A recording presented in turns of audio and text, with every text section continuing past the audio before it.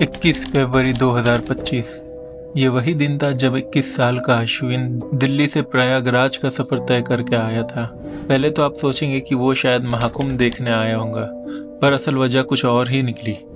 कुछ दिनों पहले उसके पेरेंट्स महाकुंभ के लिए प्रयागराज गए थे, लेकिन उनमें से उसकी माँ वो वापस नहीं आई। जैसे कि आप जानते हैं, महाकुंभ जैसे बड़े इवेंट में इतनी भीड़ होती है कि लोगों का गुम जाना कोई नई बात नहीं होती। इसलिए 18 फरवरी को उसके फादर ने बताया कि उसकी माँ गायब हो चुकी है और उनका कोई ट्रेस नहीं मिल रहा। अश्विनी अपनी मम्मी को ढूंढने के लिए पूरा दिल लगाकर प्रयागराज पहुंच गया, लेकिन जब उसने खुद इन्वेस्टिगेशन शुरू की तो उसके मन में एक सवाल उठा, क्या सच में उसकी मम्मी खो गई है या फिर उसके डैड कुछ उससे छुपा रहे थे। चलिए आगे बढ़ते हैं और देखते हैं कि कैसे ये केस महाकुंभ वाइफ मर्डर के केस में बदल गया।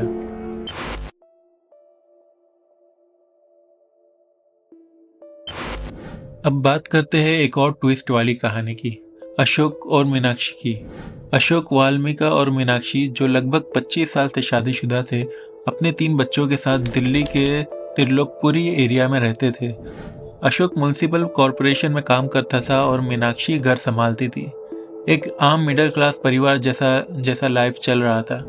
पर हर परिवार के राज होते हैं जो बाहर लोगों को कभी पता नहीं चलते।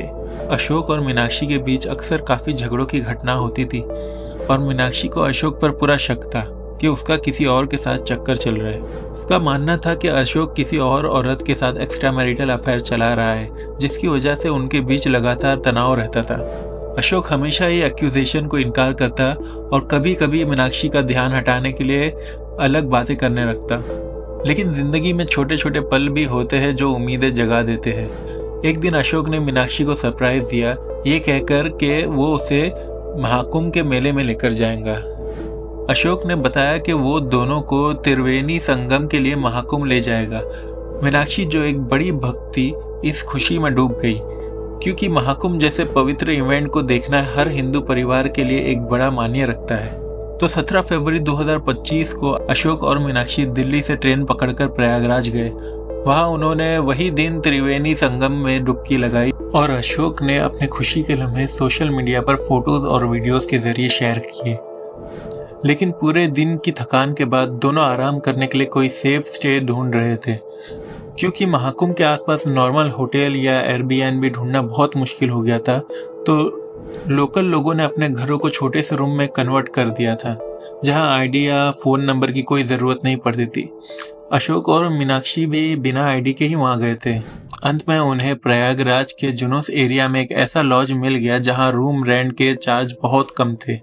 उन्होंने रात वही गुजारी, पर सुबह जब अशोक लॉज छोड़कर गया तब मीनाक्षी वहीं पर रुक गई थी। लेकिन जब लॉज का स्टाफ रूम चेक करने के लिए आया तो उनकी आंखें खुली की खुली रह गई। बाथरूम में मीनाक्षी की खून में भरी हुई लाश पड़ी थी। जब पुलिस को कॉल करके इन्वेस्टिगेशन शुरू हुई तो तुरंत ही पता चल गया कि मीनाक्षी का गला किसी तेज और शार्प ऑब्जेक्ट से काटा गया है। लेकिन क्राइम सीन पर कोई भी क्लियर मर्डर वेपन के निशान नहीं मिले। लॉज के रिकॉर्ड भी बिल्कुल भरे हुए थे, क्योंकि महाकुंभ के चक्कर में हर कोई टेम्पररी रूम बुक करता और इस लॉज में सीसीटीवी कैमरा भी नहीं था। पुलिस को समझ आ गया कि ये एक ब्लाइंड केस है। ब्लाइंड केस मतलब जिसके अंदर ना कोई लीड है, ना कुछ अता पता कि किसका मर्डर हुआ है, कहाँ से है, कुछ भी नहीं। इतनी भीड़ में एक व्यक्ति को ट्रैक कर पाना बहुत ही ज़्यादा चैलेंजिंग था। महाकुंभ के प्रेशर में पुलिस ने केस को महाकुंभ खत्म होने तक होल्ड पर रख दिया था। तब तक मीनाक्षी की फोटोज को न्यूज़पेपर और सोशल मीडिया पर छपा दिया गया ताकि कोई भी उसके परिवार का सदस्य उसे पहचान सके। लेकिन यह भी एक शॉट इन द डार्क था, क्योंकि क्राउड में कोई भी क्लियर लीड मिलना बहुत मुश्किल था।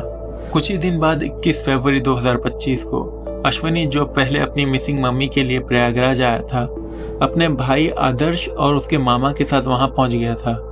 उसने लॉस्ट एंड फाउंड सेंटर्स में भी अपनी मम्मी की तलाश की, लेकिन जब सब कोशिशें फेल हो गई तो उसके पास एक ही ऑप्शन बचा, पुलिस से मदद मांगना।